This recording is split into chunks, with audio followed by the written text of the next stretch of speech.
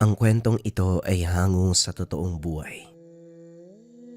Mula ito sa isa nating kabayan na itago na lang natin sa pangalang Stan. Walang eksaktong taon. Iligan. Ayon kay Stan, may isang taon na ubod ng misteryoso. Gumagala sa lugar. Makisig ang pangangatawan. Nang mga panong ito, 16 pa lamang si Stan. Maraming nababahala sa taong gumagala. Palaging may tangkil na itak. Hindi basta itak. Mahaba. Malaki. Na parabang pangkatay ng tao. Pinaghihinalaan na isang rebelde kaya pinabantayan sa otoridad dahil kinakatakutan talaga ng mga tao. Pinatawag siya sa barangay. Pumunta naman ang binata sa lugar. Ang pangalan niya, si Mueblo. Wala naman akong ginagawang masama. Paano ako nakarating dito, sir? Kasalukuyang nasa barangay hall. Kaharap ang sangkatutak ng mga residente. Yun na nga ang problema, iho eh. Saan ka ba talaga nakatira? Ayon kasi sa mga narinig ko, palakad-lakad ka lang tapos may dala ka pang... Teka, ano ba yan? Itak ba yan o bolo? Natatakot sila maski ako natatakot din, sobrang laki. Wika ni Kapitan Agus. Nako naman oh, dyan ako sa may burol nakatira nag-uuling. May kaanak ko sa burol. Humingi ako ng pasensya kung natatakot sila sa akin. Kwan kasi sir, namatay yung asawa ko eh. Kaya ito nag-iisa na lang. Buntis pa yun. Umalis na ako doon sa amin kasi wala na yung asawa ko, nakakaya na eh. Kung gusto nyo, samahan nyo ako sa burol eh, para makita nyo yung mga kaanak ko eh. Hindi, bale na ayos na yan. Wala ka na mga atraso eh. Okay dyan, narinig nyo naman yung sinabi ha. Nga pala, ano bang pangalan mo dong? Mueblo ano? Ay, makinig kayong lahat. Hindi na kayo naiya, sinumbong nyo pa sa barangay. Linawin nyo muna kasi yung tao, hindi yung nagbibintang kayo kagad. Ang sarap nyong kutusan eh. Magsiuwi na nga kayo. Nga pala ha, huwag nyo akong kakalimutan sa susunod na eleksyon. Nang mga panong ito naroon si Stan, nakatitig siya kay Mueblo. Inuusisa niya ng maigi ang mga kilos nito. Literal na inosente at mabait tignan. Pero hindi naging sapat dahil nais niyang tuklasin ang pagkatao. Ang naisip niyang paraan ay kaibiganin ito. Ora mismo pagkalabas ni Mueblo sa pasilidad, sinalubong siya ni Stan. Nginitian. Tinapik pa sa bisig at nagsalita. Eto talagang mga tao sa amin no. Kung ano-ano yung sinasabi. Palibasa walang ginagawa sa buhay kundi puro chismis na lang eh. Nga pala ako si Stan. Mueblo ang pangalan mo, di ba? Yung tirahan ko marapit dun sa burol na sinasabi mo. Doon lang sa may baba. Halika na, sabay na tayo pa uwi. Tumangulang si Mueblo. Sa pagkakataong ito, nakausap na ni Stan ang lalaki. Habang naglalakad, nagmungkahi si Stan na samahan siya sa tahanan para kahit papano merong nakakaalam ng kanyang lugar. Si Stan ang magiging dahilan upang hindi na siya paginalaan ng mga taga-baryo. Dagdag pa ni Stan, doon na lamang siya makikisilong sa lugar ni Mang Besalde. Nag-uuling din sa lugar. Si Mang Besalde, matanda at nag-iisa na lang sa buhay. Ang mga anak nito ay may asawa na at nasa ibang lugar, samantalang matagal nang namatay ang asawa. Sumama si Stan. Nang makarating ay bumungad kagad si Mang Besalde. Nagtaka pa kung bakit kasama ang binata. Ipinaliwanag naman ni Mueblo na pinagdududahan siya doon sa baryo. Kaya naman sinama niya si Stan upang maging saksi na hindi siya masamang tao. Etong si Mueblo, pamangkin ko talaga yan. Ako nga ang dahilan eh, para dito na lang yan tumira. Kasi nga naiiya siya doon sa biyanan niya. Namatay na kasi ang asawa niya. Wika ni Mang Besalde. Kumpirmado. Hindi nga masamang tao si Mueblo. Tama din ang sinabi doon sa barangay. Yun lamang ang nais marinig ni Stan. Matapos nun ay nagpaalam na ang binata. Lumipas ang ilang mga araw. Wala na ang mga sabi-sabi. Tinuturing na si Mueblo sa lugar na isang residente. Kaso nga lang may isang kaganapan na nagpawindang sa buong baryo. 2 aswang ang natagpuang patay. Binalahura ang katawan nito. Nasa tabing ilog. Tadtad ng taga sa katawan. Napakapangit ng itsura. Wakwak ang buong katawan. Hanggang sa may nakakilala sa mga ito. Mga ahente umano ng lupa mula sa ibang lugar. Nagdududa ang ilan na baka nagpapanggap lang ang mga ito. Malaking katanungan kung sino ang pumaslang. At ang pinaka nakakapagtaka, wala umanong mga puso ang aswang. Biyak ang dibdib at bakante ang kinalalagyan ng puso. At sa noon ng mga bangkay, may hiwang hugis ekis. Sa sentro talaga ng noo at siguradong mapapansin. Ang kaganapang ito ay nakarating sa iba't ibang sityo. May isang tao pa doon na umamin na siya daw ang pumatay sa mga aswang. At dahil kilalang bantugan, madali lang daw sa kanyang patayin ang mga nilalang. Ang pangalan nito ay Jorio. Ayon kay Stan may kagaspangan ang pag-uugali. Pero naniniwala siya sa mga sinabi sapagkat may napatunayan na. Kaso nga lang may kumontra sa mga sinabi ni Jorio. Wala siya sa lugar nang mamatay ang aswang. Nung araw na yon kapitbahay mismo ang nakaalam na naroon ito sa may Marawi. Pagdadailan umano ni Jorio, hindi lang daw alam ng mga tao pero matagal niya nang sinusubaybayan ang mga ahente.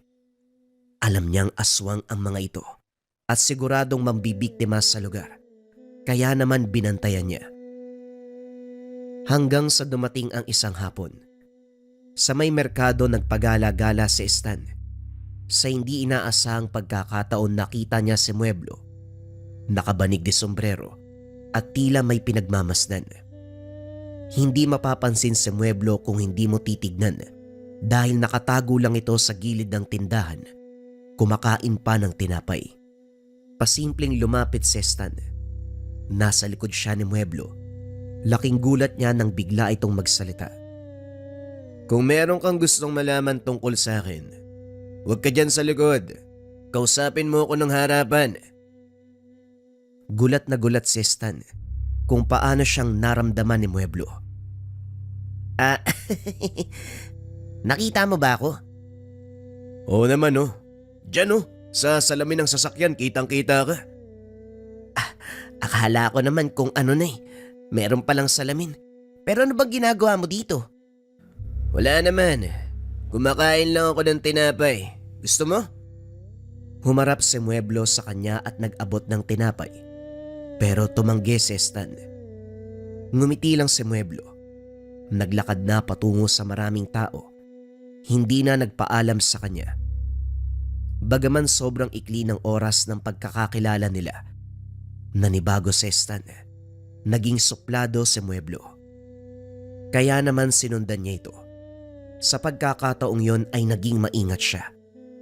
Anumang anggulo na posible siyang makita, iniiwasan niya. Hanggang sa nakita niya itong tumayo sa isang kanto. Ang gilid nun, tindahan ng kaanak ni Stan. Tirik ang araw pero may lilim sa lugar. Nakatitig si Mueblo sa isang banda. Seryoso ang muka.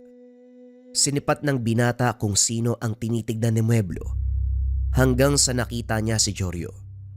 Nasa kabilang kanto ito, nakikipag-inuman.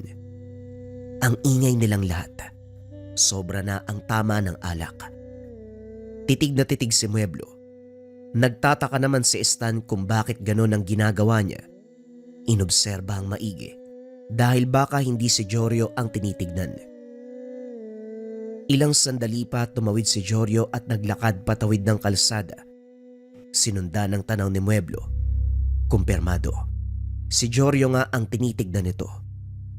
Hindi lumapit si Stan. Minabuti niya noong masdan lamang si Mueblo. Hanggang sa ilang segundo pa. Umalis na ito at nagtungo sa palayan. May mahabang kalye sa lugar. Makikita sa malayo ang palayan. Hindi na sumunod pa si Stan. umuwi na lamang ng tahanan. Nanindig ang balahibo ni Stan. Pagkarating malapit sa kanila, nakita niya si Mueblo na nakatambay sa gilid ng daan. Nakaupo si Mueblo sa gibang kamalig. Umarteng normal si Stan, pero sa kanyang isipan ay maraming katanungan. Paanong nakarating si Mueblo ng ganong kadali? Paano ito nauna sa kanya? Salungat ang direksyon na kanilang dinaanan. Nang matapat siya kay Mueblo ay bigla itong nagsalita. Iba ang aura ni Mueblo. Ano bang problema mo sa akin, Stan? Sinusundan mo ko. Pinagmamasdan mo ko at pinag-aaralan. Ano bang kailangan kong gawin para mapanatag ka? Diretsuin mo ko. Nanlamig ang buong katawan ni Stan sa mga narinig. Labis na takot ang naramdaman. Nakaumang ang kamay ni Mueblo sa hawakan ng mahabang itak. Wala naman. May napansin lang kasi ko. Pasensya ka na. Matanong ko lang, bakit ka nakatitig kay Jorio? Umamin na lamang si Stan sa kanyang ginawa. Wala nang pagpipilian. Alam na ni Mueblo ang kanyang ginagawa. Hindi kagad nakapagsalita si Mueblo. Tumitig sa malayo at mahahalatang nag-iisip ng malalim. Muling tumingin kay Stan. Nagudyat ng tango. Ang sabi nito ay sumunod sa kanya ang binata. Teka, saan naman tayo pupunta? Basta, sumama ka na lang. Ang dami mong tanong. Binagtas nila ang daanan kung saan sobrang sukal. Walang bakas ng landas. Mga nakaharang na baging at sanga lamang ang naroon. Kating-katiman si Stan. Marami umanong anipay. Mga tuyo pa ito at napakakati. Kigkig ng kigkig si Stan. Nagreklamo ang binata kung bakit doon pa sila dumaan. Nagulat siya sa sinagot ni Mueblo. Kung sakaling meron kang mamatsyagan, kung meron kang susundan, huwag kang dadaan sa normal na dinadaanan ng mga tao. Doon ka sa masukal para hindi ka makita kagad. Markado ko ang lugar na ito. Dito ako madalas dumadaan. Ako lang mag-isa palagi. Ngayon lang ako nagsama dahil napakapilyo mo. Iwasan mong humakbang sa kanan. Kapag nagkamali ka, siguradong pupulutin ka talaga sa ibaba. Hindi nakapagsalita kagad si Stan. Dahil kung titignan ng paligid, imposibleng madaanan ito. Napakadelikado. Isang mali lamang malalaglag ka sa ibaba. Napakalalim ng bangin. Ang gulo mong kausap. Ang sabi mo dito ka dumadaan. Bakit hindi mo man lang nilinis? May itak ka naman. Tapos wala namang palatandaan na may dumadaan dito. Sumunod ka na lang. Huwag na masyadong maraming tanong. Obserbahan muna kita kung pwede kang pagkatiwalaan ng mga impormasyon. Ilang sandali pa ang lumipas pababa na ang tinatahak nilang landas. Narinig ni Stan ang agos ng tubig sa ibaba. Pakiwari niya, ang lusutan ng lugar na ito ay isang ilog. Hindi nga siya nagkamali. Pero ang nagpatindig ng balahibo ni Stan, dahil ang ilog kung nasaan sila ngayon, doon natagpuan ang bangkay ng 2 aswang. Nakarating sila sa lugar ng sobrang bilis. Malayo ang ilog dahil nasa kabilang baryo. Aabutin ng ilang oras na paglalakad bago makarating. Kaya naman ang katanungan ni Stan sa isipan, paano silang nakarating sa lugar ng ganong kabilis? Sobrang bilis nating nakarating dito ha. Tapos ibang direksyon yung dinaanan natin. Paano tayo nakarating dito? Hindi mo pa maiintindihan ng mga bagay na yan dahil makitid pa yung utak mo. Ang ipapaliwanag ko sa'yo, yung mga namatay dito. Biglang binunot ni Mueblo ang itak. Inangat niya ito.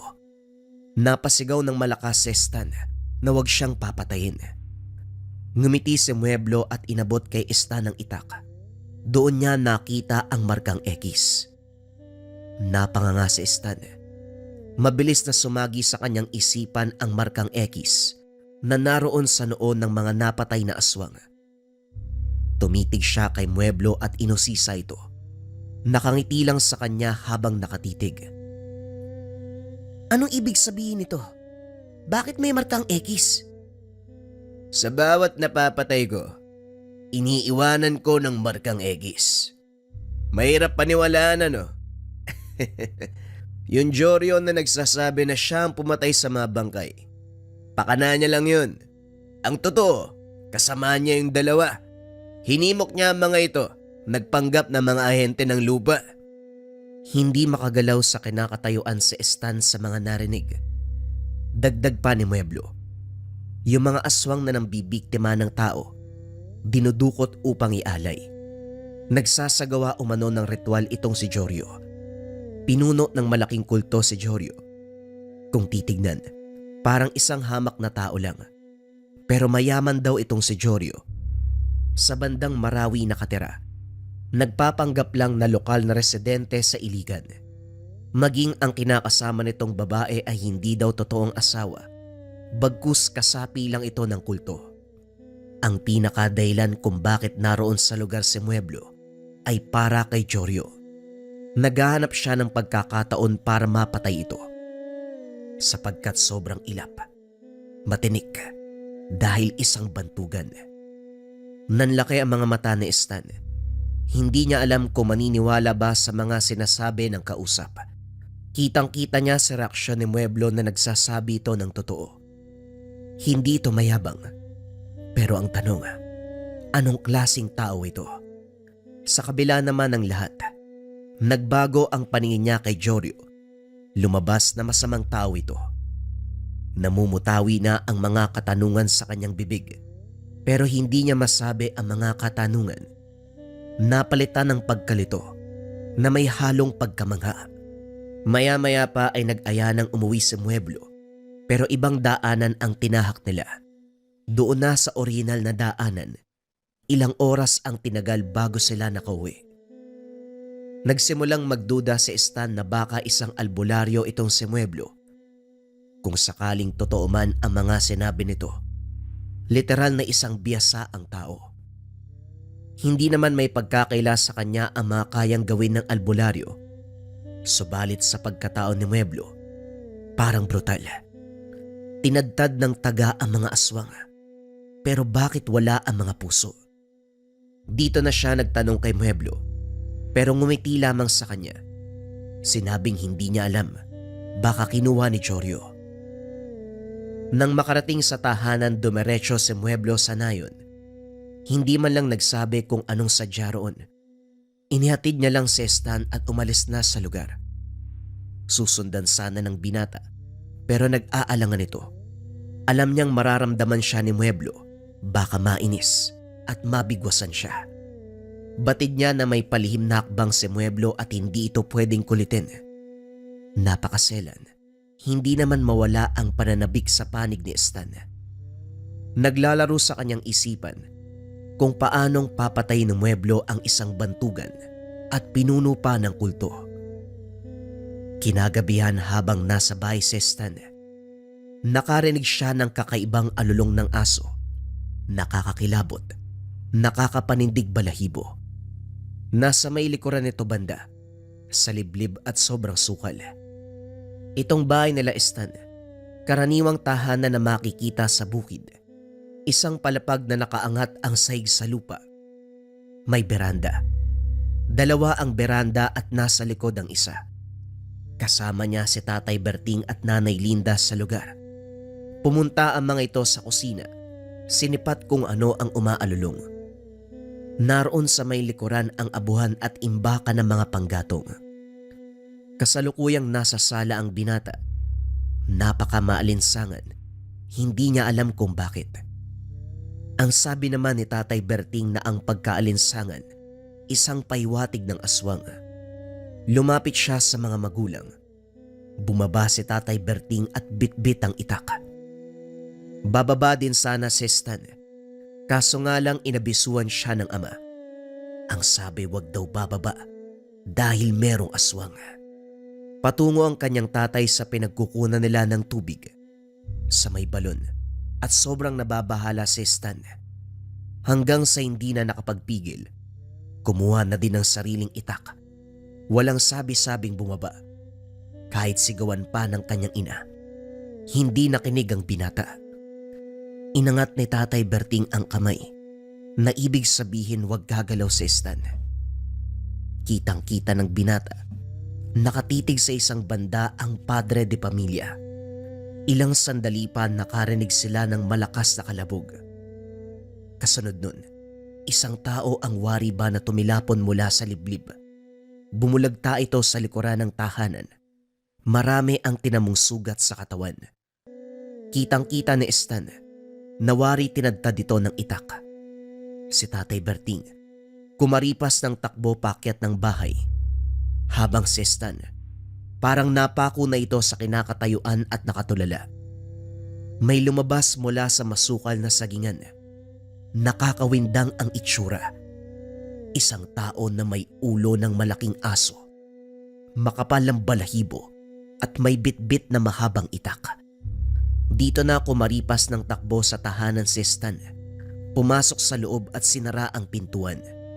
Sumilip siya sa may bintana. Lumapit ang nilalang doon sa nakahandusay na bangkay. Gamit ang malaking itak, nilagyan ng X ang noo nito.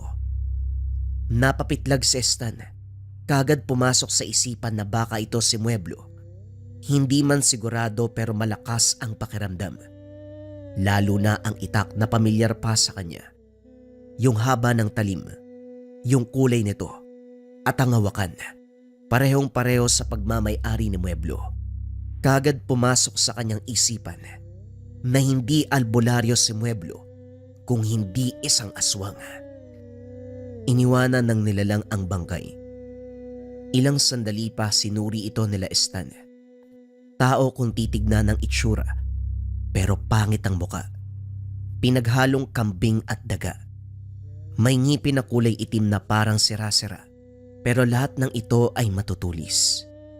Aswang ang pinaslang ni Mueblo, pero bakit naroon sa kanilang lugar?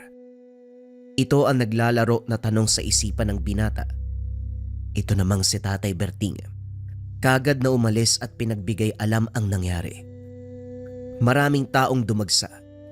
Kabi-kabila ang mga katanungan. Pinatay daw ng aswang na may bitbit na itak, batay sa pagsasalaysay ni Tatay Berting.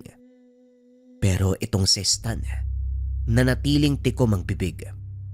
Ngayon alam niya na kung sino ba talaga si Mueblo, subalit kailangan niyang itago ang pagkatao nito. Inabot ng umaga, hanggang sa hindi inaasahang pagkakataon, dumating si Mueblo sa lugar. Ang reaksyon nito ay walang pinagkaiba sa mga pangkaraniwang residente doon sa lugar. Nagtanong pa siya kay Stan kung nakita ba nito ang kaganapan. Hindi kagad nakapagsalita si Stan. Bagaman sobrang inosente ng presensya ni Mueblo, halata na merong tinatago. Sinabi ni Stan na kung pwede ba silang mag-usap dalawa. Dito niya nakita ang kakaibang ngiti ni Mueblo. Bakit hindi? Halika, doon tayo. Pagkarating nila sa ilalim ng puno ng mangga, hindi pa nagsasalita si Stan. Nauna na si Mueblo. Humahanga ako sa iyo, kutong lupa. Nagtitiwala na ako. Yung aswang kayo ang balak biktimahin. Umaaligid sa tahanan ninyo maraming beses na. Wala kasi kayong kalapit na kapitbahay, kaya pabor na pabor sa mga aswang. Nang malaman kong merong bakas, gabi-gabi ako nagbabantay. Gwardyado kang pisot ka. Sabi ko na nga ba ikaw yung kagabi? Aswang ka pala. Nakakatakot ka naman. Pero bakit iba yung itsura mo kumpara sa aswang na pinatay mo? Bakit parang mas pangit ka? Niligtas ka na, nanlalait ka ba? Sa buong Mindanao, 4 na lang kami dito. 2 sa Dapitan, 1 sa may Cotabato, at ako naman dito sa may Osamis. 1 akong gabuna na ubanin. Ako lang ang may kakayahan na humawak ng sinumpang itak na ito, na may hawakan na dignum na sinukuan. Ang totoo, ako ang pumapatay sa mga katulad kong pasaway nung kabataan ko ba. Pero nagbago na ako dahil nagkaroon ng asawa. Pinatay ang asawa kong buntis. At grupo ni Jorio ang may gawa nun. Napanganga si Stan. Manghang-mangha siya kahit natatakot.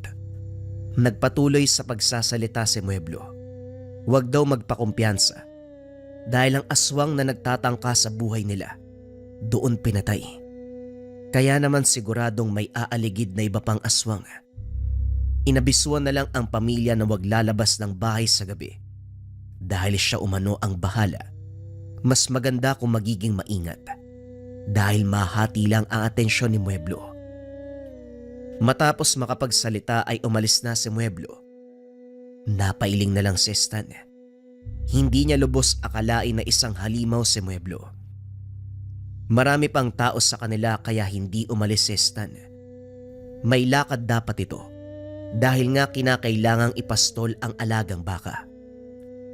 Kakasilang pa lamang ng araw dumating na ang kinauukulan. Kinuha ang bangkay. Pero bago mangyari ang bagay, may investigasyon, pagtatanong sa kaganapan.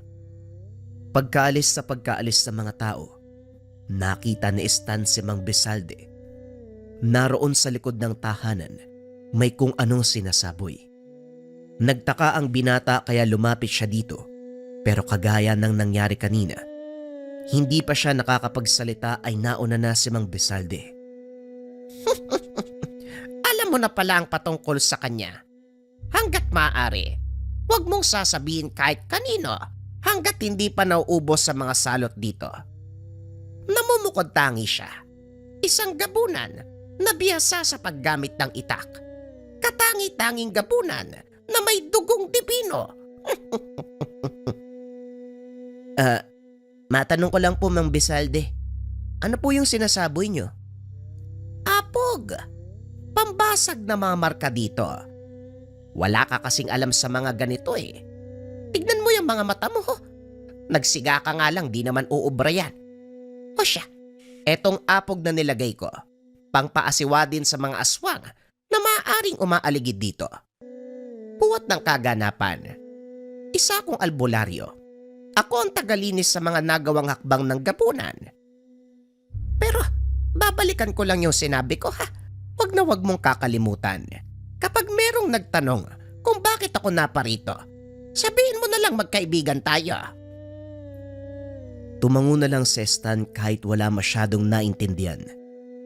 Umalis na rin ang matanda. Dito niya lubos na napagtanto.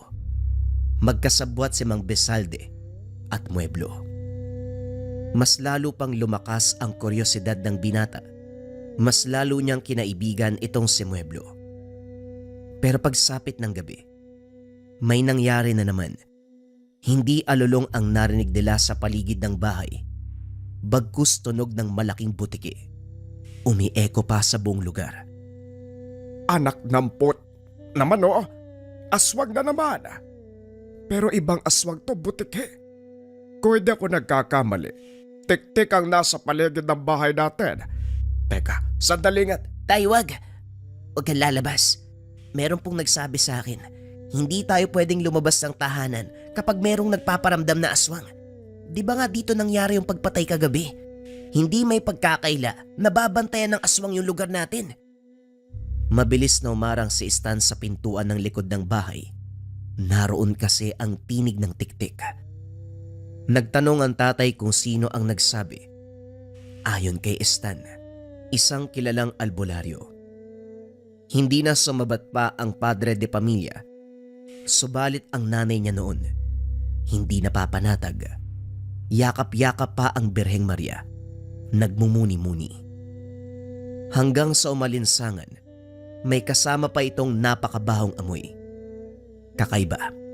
Hindi katulad nung nangyari kagabi. Pasilip-silip si Stan. May liwanag sa bahay kung saan maaaninag ang labas. Hanggang sa nakarinig siya na parang alulong. Napangiti ang binata at nagsalita. Ligtas na tayo. Huwag na kayo mag-alala. Paano mong nasasabi ang bagay na yan? May alulong. Anong ligtas doon? Basta bukas asahan niyo, may bangkay ng aswang na matatagpuan. Sa tansya ko, 2 yan eh. Loko kang bata ka. Kailan ka pa natutong gumamit ng bawal na gamot? Linda, dalin mo nga sa sentro yung anak mo. Ipatingin mo baka may sira na kung ano-ano ang sinasabi. Napatawa si Stan. Kitang-kita niya ang reaksyon ng mga mukha ng magulang. Pero hindi nga nagkamali ang binata. Kinabukasan, 2 bangkay ng aswang ang natagpuan sa may liblib na banda. Malapit na ito sa gubat. Itong si Tatay Berting napatingin sa kanya. Kumindat pa si Stan. Ngumisi. Mahina niyang sinabing tama ang hinala niya. Hindi naman na nagsalita ang ama. Maraming mga tao sa paligid. Kung gaano karami ang dumadagsa noon, mas marami pa sa ngayon. Dahil maging ang taga-kabilang ibayo, naroon na nakikiusisa. Naroon din si Jorio at ngumingiti pa. Maraming nagtanong kung si Jorio ba ang pumatay, pero hindi nagsasalita ang tao. Bagaman nakangiti, mahahalata na parang may problema. Animoy walang tulog, ayon kay Stan. Pagsapit ng tanghali, pinuntahan ng binata ang bahay ni Mang Besalde. Wala doon si Mueblo. Si Mang Besalde lang ang bumungad sa kanya. Magkakasama kami kagabi. Gusto ko malinis kaagad nang hindi ako namamataan ng mga tao. Baka may magtuta eh. Si Mueblo umalis. Mamaya pa ang balik ton. Ano bang pinunta mo? Bakit parang meron kang suliranin? Wala naman po. Gusto ko lang pong bumisita. Mang Besalde, parang gusto kong sumama. Pwede po ba yun? Ano bang ibig mong sabihin? Linawin mo nga. Kwan po ba gusto kong sumama sa inyo kapag papatayin yung mga alipores si Jorio? Anong sinasabi mo? Sasama? Hibang ka ba? Ang sarap mong dagukan. Tama pala si Mueblo, makulit ka nga. Binawi naman kagad ni Stan ang mga sinabi niya. Pero may pahabol itong kakaibang titig na nagpapaiwatig ng kursonada. Hanggang sa nagsalita si Mang Besalde. Kung sasama daw si Stan, magpaalam kay Mueblo wag sa kanya. Dahil si Mueblo talaga ang kumikilos. Habang nag-uusap ang dalawa, si Mueblo ay nasa malapit lang at nakikinig. Nakatago sa isang puno ng mulave. Lumabas ito at lumapit. Habang nangyayari ang bagay na yun, nakatitig ng seryoso kay Stan. Hindi naman nakapagsalita ang binata, maging si Mang Besalde ay natahimik. Pumanik pa ito ng tahanan dahil naroon sila sa baba noon. Itong bahay ni Mang Besalde ay maliit lang, pero nakaangat ang saig sa lupa. May beranda, may maliit na sala. Pero kung ano yung sala, yun na din ang tulugan at hapagkainan. Nasa pinakatuktok ito ng burol. Walang ibang bahay doon maliban sa tahanan ni Mang Besalde. Namamangha ako sa iyo, Stan. Nakikita ko sa iyo ang kapatid ko. Hindi siya gabunan. Tao lang siya dahil nagmana sa nanay namin. Pero patay na siya. Alam mo ba kung anong kinamatay niya? Dahil sa pagsama sa akin. Walang problema sa akin kung sasama ka. Matapang ka eh. Yan ang gusto ko. Bibihira lang ang taong katulad mo. Tatanungin kita, handa ka bang mamatay? O kita mo na, hindi ka makapagsalita. Ano, isasama talaga kita? Para mas maging panatag ako, may makakasaksi sa lahat ng ginagawa ko. At may makakaalam sa pagiging alamat ko. Napaisip si Stan ng maigi. Nag-aalangan siya pero may tumutulak talaga sa kanya para malaman ang lahat patungkol kay Mueblo.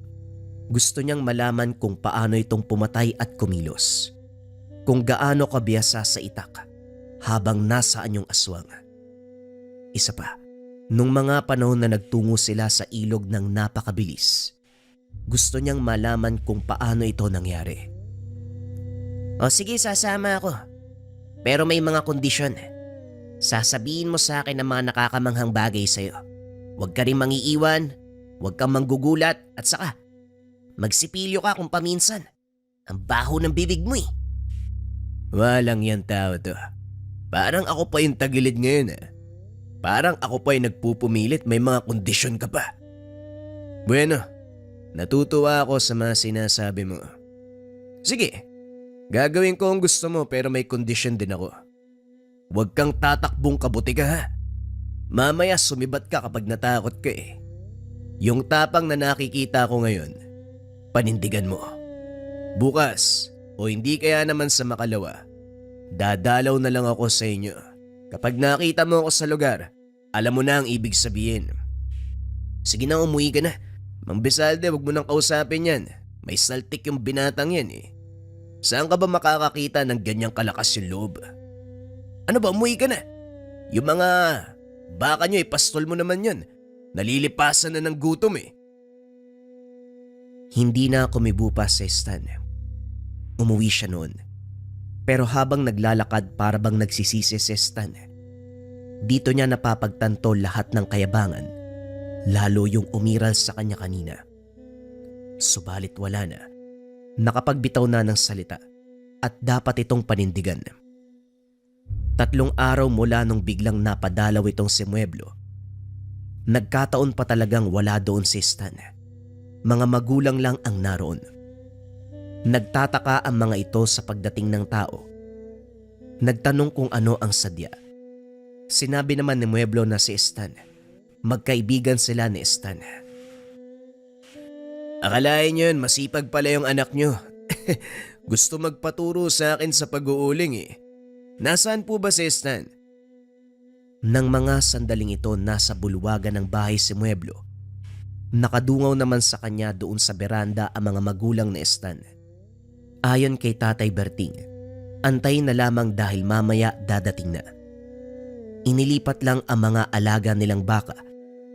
Pinakyat ng bahay si Mueblo, pero may napansin ito. May marka ng aswang sa beranda. Sinuri ni Mueblo kung gaano kasariwa ang marka. Kagabi lang nilagay. Pero hindi ito nagbigay abiso nung dumating na si Stan. Doon pa siniwalat ni Mueblo ang mga marka. Hindi ko to namalayan Nandito naman ako kagabi. Mukhang mainit sa inyo ang mga nilalang. Huwag kang mag-alala. Marka lang naman yan Ako na ang bahala. Siguro nasa mga 1 linggo pa yan bago magparamdam. Teka, paano kapag nagkamali ka? At saka, ano ba yung marka? Palatandaan, Stan. Tinatandaan ng bahay nyo. Hindi nabura lahat ni Mang Bezalde. Kapag may marka ng aswang ang isang lugar, malalaman ng mga aswang ang sistema. Malalaman din nila kung kailan ang pagkakataon para umatake. Sa ngayon, hindi pa nakakabahala. Magtiwala ka sa akin. Tumangulang si Stan. At dahil nga sa presensyang yun ni Mueblo, siguradong may lakad na sila. Malakas ang kabog ng dibdib ni Stan. Kinakabahan siya ng husto sa mga oras na yun. Hanggang sa nagpaalam na si Mueblo sa mga magulang ng binata. Sinabing dadalin umano siya ni Stan noon. Gabi daw silang mag-uuling para hindi mainit. Hindi naman humadlang ang mga ito. Umalis na sila. Habang naglalakad, inabot ni Mueblo ang itak kay Stan. Ang sabi ay kinakailangan daw ito ng binata. Ano man ang banta, walang sinasanto ang itak na ito. Lahat kapag tinamaan, kung hindi mamamatay magkakaroon ng malalang pinsala. Medyo gumaan ang pakiramdam ni Stan. Kahit papano ay meron siyang sandata. Nagtanong pa ito kung saan sila pupunta. Ayon naman kay Mueblo. Kung bibigyan tayo ng pagkakataon, itutumba natin si Jorio. Nagsasagawa ng ritual Tinamaan na nga ako ng mga talandro niya. Pero ang hindi niya alam, hindi ako tinatablan. Hindi niya alam na ang aswang na katulad ko ay isang purong dibino. Saan naman natin matatagpuan si Jorio? Hindi ko rin alam Magaling magtago. Wala din dun sa bahay na tinitirahan niya. Kasama pa yung aswang nakasapi lang pala ng kulto. Gagala tayo. Malalaman ko naman kung nasaan yan mamaya Kung may mga aswang, naroon ang hayop na yon. Kaya maging alisto ka. Magbaon ka ng malaking tapang. Dahil kapag maliit yan, siguradong mamamatay ka kapag nagpakita sa iyo yung aswang. Ano ba? Umayos ka nga. Huwag ka masyadong magpakumpiyansa dyan sa itak. Ayusin mo yung hawak dyan. Hindi kasi nakahawak si Jorio sa tali na nakaugnay sa taluban. Nahuhubara na ang itak. Ang sabi pa ni Mueblo, maging tao kapag tinamaan nito, parang nakagat ng isang pulutong nabubuyog. Mainit ang pagtama ng itak. Makamandag pa ito dahil posibleng ikamatay kahit maliit na sugat lang. Hindi biro ang talim ng itak ni Mueblo, kaya ingat-ingat daw dahil baka maging sarili ay masugatan. Nagtungo sila sa merkado.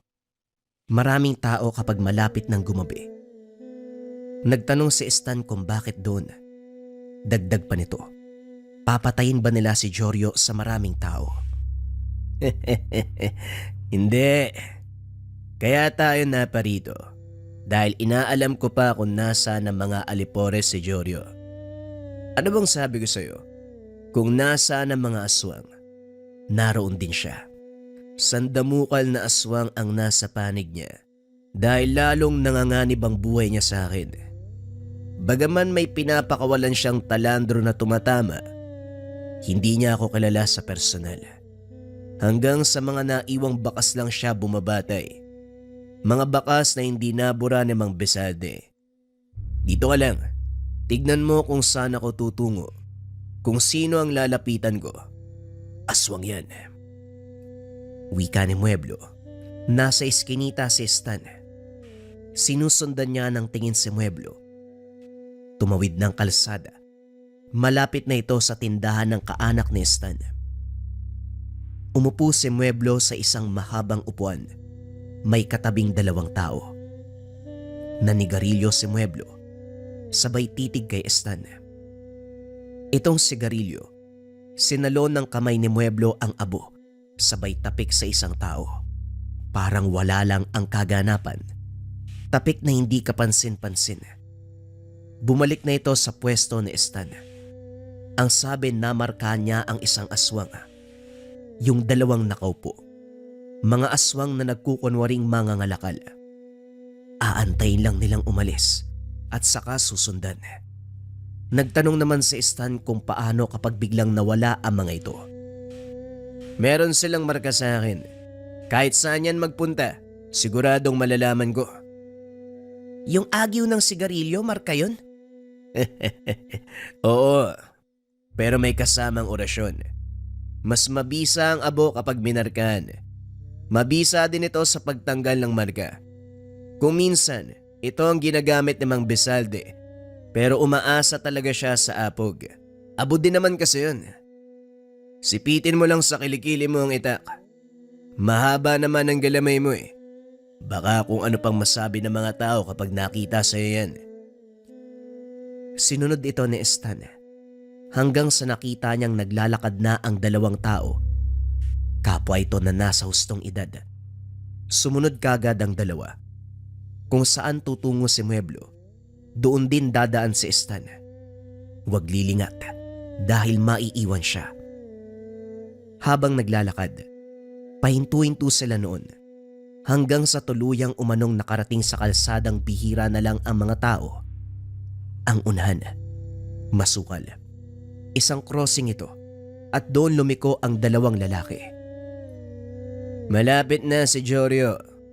May mga aswang sa paligid. Huwag kang magpapalata. Huwag mong tanggalan ng taluban ng itak.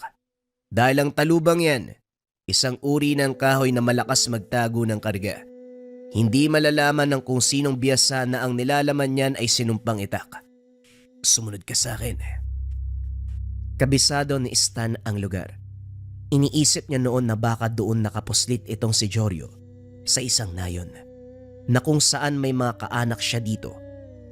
Sumunod na lamang ang binata kay Mueblo. Muling nag-abiso ang gabunan. Huwag daw lilingon si Stan. Dapat sa kanya lang ito nakatingin kung ayaw maiwan. At ang pinakamasaklap kapag naiwan, hindi na makakauwi pa. Kinabahan bigla si Stan.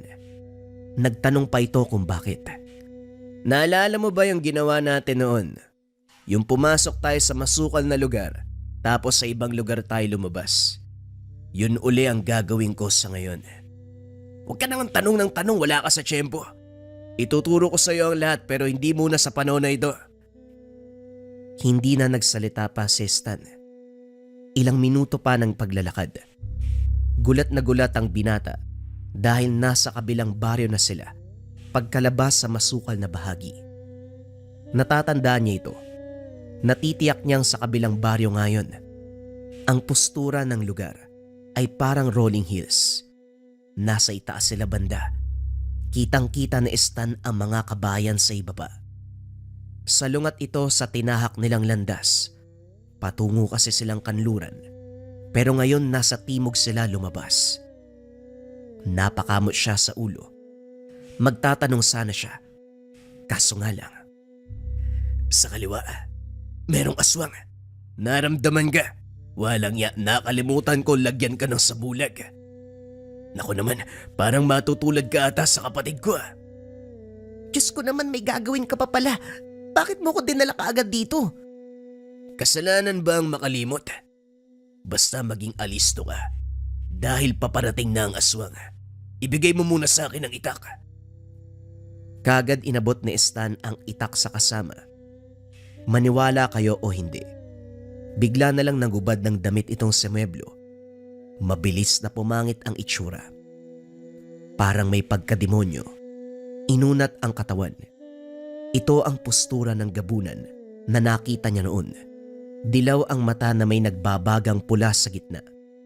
Kakaibang hangos ang naririnig niya dito. May alinsangan din na para bang biglang naging kulob ang lugar. Itong paligid, lampas taong talahib na may mga matatayog na kahoy.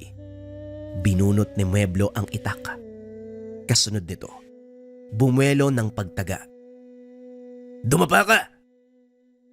Wika ni Mueblo sabay hataw ng itak. Sobrang bilis ng kaganapan. Kasunod nito ang kalabog na animoy may bumagsak sa lupa. Pagsipat ni Stan, may nakita siyang tao na nakataob. Mamasa-masa ang kanyang likuran.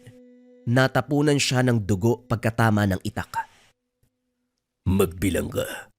Isa na ang bumagsak. 6 ang nandito. Ito ang dahilan kung bakit ako pumayag na sumama ka. Dahil huling hakbang ko na ito at kailangan ko ng pain. Ikaw ang ipapain ko, kaya hindi kita nilagyan ng sabulag. Galit na galit si Stan sa mga narinig. Pero hindi na nagsalita pa si Mueblo.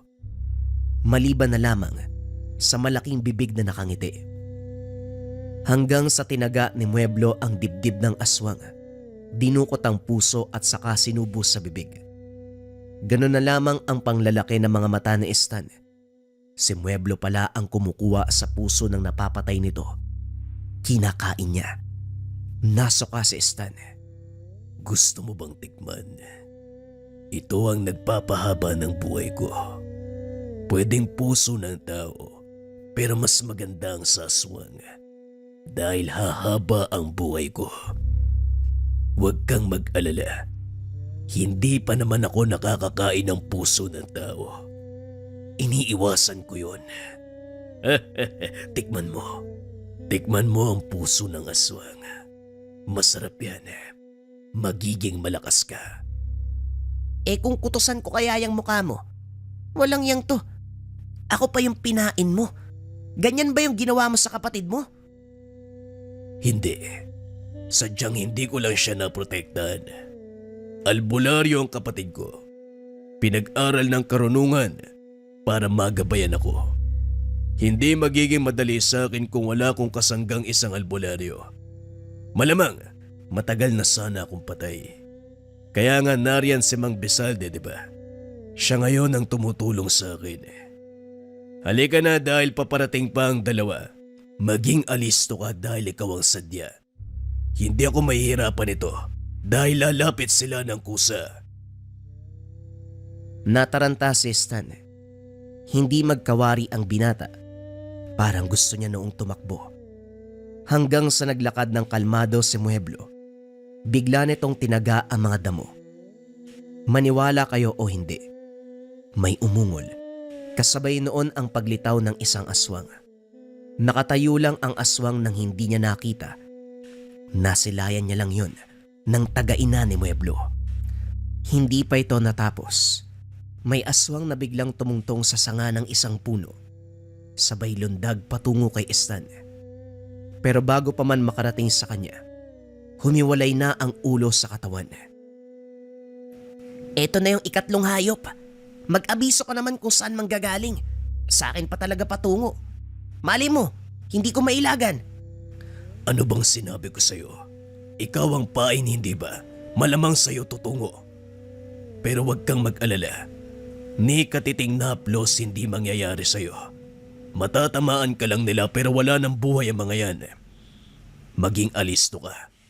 Bumangon ka dyan na makapagpahinga na ako. Nakakapagod ang ginagawa ko, dalian mo! Sandali lang sa kapupot. Walang niya iniwan ako. Huy! Sumuot si Mueblo sa damuhan at naglaho. Mabilis na sumunod si Stan. Napamura ang binata. Dahil ang das na sinundan niya, may punong nakaharang. Aray ko. Buwisit tong Mueblo na to. Lintik ka talagang asong galising ka. Dalian mong pisot ka, nandito ako!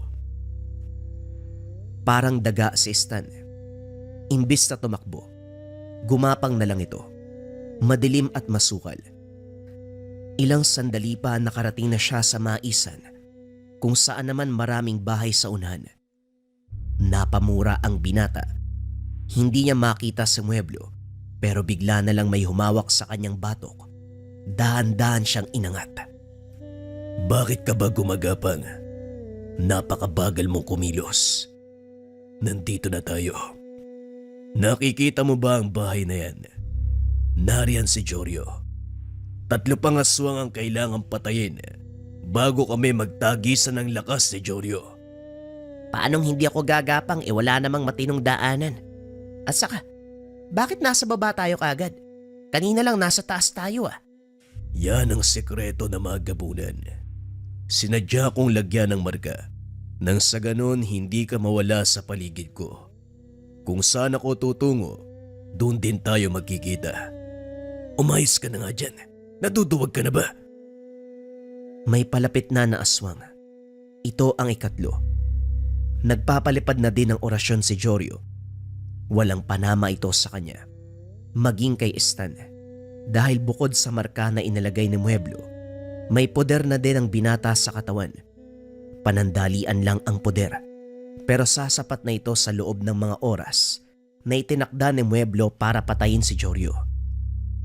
Manood ka! Wika ng gabunan.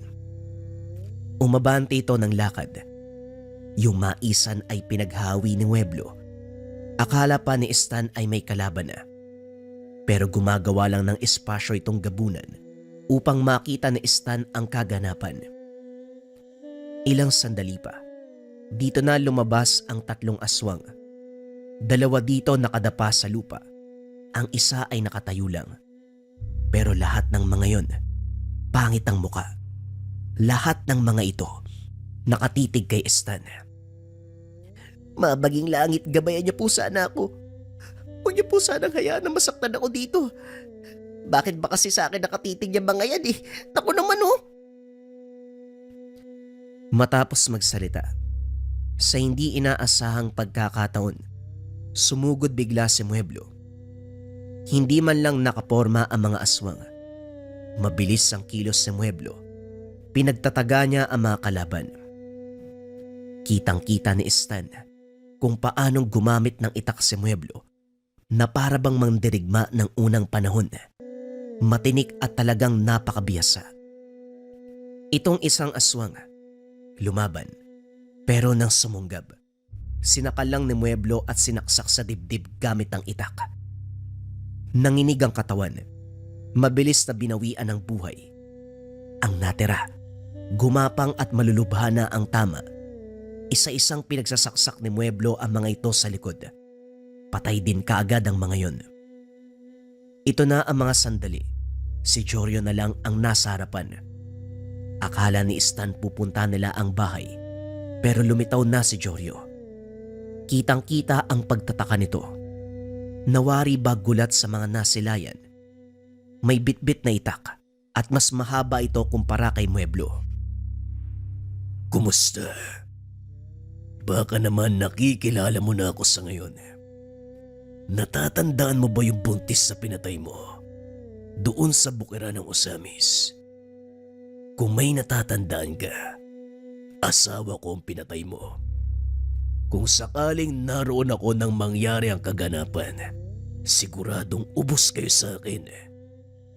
Sinasabi ko na nga ba, itong gumagalang misteryosong tao, nagpapanggap na mag-uuling, yon ang pumapatay sa mga tauhan ko. Oo, natatandaan ko. Uubusin kami. Sa tingin mo ba magagawa mo ang bagay na yon? Alam mo ba kung anong uri ako? Mangmang ka ba o bulag? Isa-isa na kayong nauubos. Pero ikaw ang pinakapakay ko. Kapag napatay kita, ayos na ako. Umatake si Jorio. Nakakapangilabot ang paghataw ng itak. Kitang-kita ni Stan. Sobrang lakas. Mabuti na lang nakailag si Mueblo. Bumaon ang itak sa lupa. Sinundan kaagad ng mga atake. Nasasalag ni Mueblo gamit ang itak. Hanggang sa gumaganti na ito. Parang patas lang. Subalit kapansin-pansin umano sa mukha ni Jorio na parabang napapagod na. Si Mueblo kasi, hindi man lang nabawasan ng pilis. May halin tulad ito sa tagaan ng mga biyasa sa itak. Atras, ilag, dapa, gulong at ganti. Wala pang nakakapatama hanggang sa tumingin daw bigla si Mueblo kay Stan. Ngumisi ito. Biglang lundag patungo kay Jorio. Tinaga ni Mueblo si Jorio. Naganda ng pagsalag. Pero binago ni Mueblo ang pagkatake. Pagkalapat ng mga paa sa lupa, kumabig sa gilid at sa bewang pinatamaan si Jorio. Natulala na lamang ito ng tamaan ng itak. Biglang lumuhod si Jorio. Nakatukod ang sandata sa lupa. Lumapit si Mueblo. Pinugutan ng ulo ang pinuno ng kulto. Napapikit na lang si Stan. Gumulong ang ulo nito sa lupa. Halika na. Umuwi na tayo. Wika ni Mueblo. Dahan-dahan itong nagbalik sa anyong tao. Hindi naman nakakibo si Stan. Kalmado lang ang paglalakad. Bumalik sila sa lugar kung saan hinubad ni Mueblo ang damit. Nagsuot ng damit si Mueblo. At sa maniwala kayo o hindi, nung pumasok sila ng napakasukal, ang bilis nakabalik sa lugar nila. Doon mismo sa bulwagan ng bahay nila Stan. Para bang mababaliw si Stan. Ang masaklap. Diretso pa ang lakad ni Mueblo, ni hindi man lang kumikibo. Iniwan na lang doon si Stan. Nakatulala. Hindi malaman ang gagawin. Nang makabalik sa ulirat, nagtungo si Stan sa may balon at naligo. Basang-basa siya ng dugo. Nakita ng mga magulang at sabi pa ni Tatay Berting, akala bukas pa ang uwi nito. Ayon man kay Stan, maagang natapos ang pag-uuling. Kinabukasan umugong ang balita. Maraming patay na natagpuan sa kabilang baryo. Isa dito ay si Jorio, habang karamihan ay aswang. Ayon sa kumalat na tsismis, baka tinugis ni Jorio ang mga aswang at dahil nga sa dami nito, hindi kinaya ni Jorio kaya namatay. Natatawa na lamang si Stan. Walang kaalam-alam ang mga tao na iisang grupo lang ang mga labi. Walang nakakaalam na ang pumaslang sa mga ito ay si Mueblo. Mangmang ang mga residente. Ang dating inakala nilang masamang tao, ito pala ang tagapagligtas ng lugar. Pinuntahan ni Stan ang bahay ni Mang Besalde. Matanda na lamang ang naabutan niya doon. Ayon dito, umuwi na daw si Mueblo. Tapos na ang trabaho sa lugar. Nagpapasalamat ang gabunan sa binata. nagpasensya na umano at ginawa pa siyang pamain. At bilang kapalit sa ginawa kay Stan, may regalo si Mueblo. Pumasok sa loob ng bahay ang matanda. Pagkalabas ay bitbit nito ang itak. Ito, pinapabigay niya sa'yo. Hindi niya na daw gagamitin. Sa ngayon hindi ko alam kung saan siya nagpunta. Hindi ako naniniwala na umuwi. Wala na siyang uuwian. Malamang nagtungo lang yon sa kauri niyang gabunan. Ingatan mo ito, Stan. Pumunta ka rin dito para maturuan kita ng karunungan. Para naman magamit mo ang itak sa tamang paraan. Kinakailangan niya ng mga orasyon. Hindi man lang siya sumaglit sa amin. Loko talaga yung animal na yun. Kagabi iniwan ako. Hindi niya naman sinunod yung mga kondisyon ko. Pero maraming salamat, Mang Besalde ha. Ingatan ko to syempre. Tinuruan nga si Stan ni Mang Besalde ng karunungan hanggang sa naging biyasa ito. Nagpakita sa kanya si Mueblo. Minsan doon pa natutulog sa bahay nila. Hanggang sa nagkaroon ng pamilya si Stan. Ito namang si Mueblo. Nalaman niyang may bago ng pamilya. Hanggang ngayon, tandang-tanda ni Stan ang lahat. Lalo na kapag hawak niya ang itak. Naaalala ang mga karanasan nila ng kaibigang si Mueblo. Ang isang gabunan na biyasa sa paggamit ng itak. Isa ka rin ba sa mga kagaya ng kabayan natin o mga kabayan natin na may karanasan sa kulam? Kulam, barang, tigalpo, palipad hangin, o anumang masamang uri ng sumpa. Kung naranasan mo na yung mga bagay na yun, kabayan, o nangangailangan ka ng pandepensa sa kulam, barang, tigalpo, palipad hangin, pwede mong subukan tong habak de bala from Lika Merchandise. Sobrang nagte-trending to ngayon mga kabayan. Marami yatang nakakaranas ng masamang uri ng sumpa. Kung nangangailangan ka kabayan ng mataas na uri ng pangdepensa sa spiritual, subukan mo tong habak de bala from Lika Merchandise. Kung interesado ka, i-visit lang ang shop ng Lika Merchandise.